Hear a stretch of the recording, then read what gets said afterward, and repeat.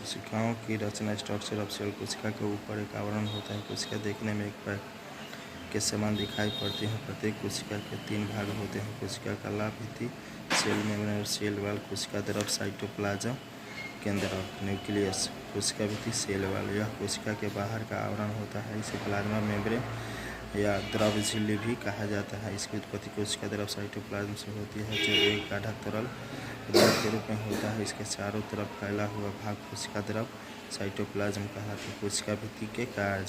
Function of cell wall. कोशिका की कोमल संरचनाओं की रक्षा करता है। कोशिका भित्ति बाह्य उत्तेजनाओं को ग्रहण करती है, रक्त से पोषण तत्वों तथा ऑक्सीजन ग्रहण करती है और कार्बन डाइऑक्साइड को बाहर निकालती है। शरीर के विकारों के निष्कासन में सहायक होती है। कोशिका द्रव साइटोप्लाज्म। यह पदार्थ कोशिका का जीवन आधार है। इसे जीव द्रव प्रोटोप्लाज्म भी कहा जाता है। इसमें गति रहने की वजह से मनुष्य का शरीर गतिमान रहता है, अन्यथा मृत हो जाता है।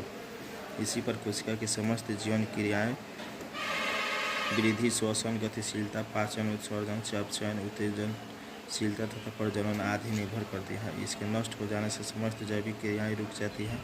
फलस्वरूप प्राणी की मृत्यु हो जाती है। कोशिका द्रव चारों ओर से जीव द्रव झिल्ली या प्लाज्मा मेम्ब्रेन द्वारा घिरी रहती है। केंद्रक यह बहुत ही महत्वपूर्ण पदार्थ है। यह कोशिका की उत्पत्ति एवं वृद्धि का एकमात्र आधार है। कोशिका का जीवन इसी में है। जीव द्रव में ही एक विशिष्ट अंग केंद्रक न्यूक्लियस रहता है।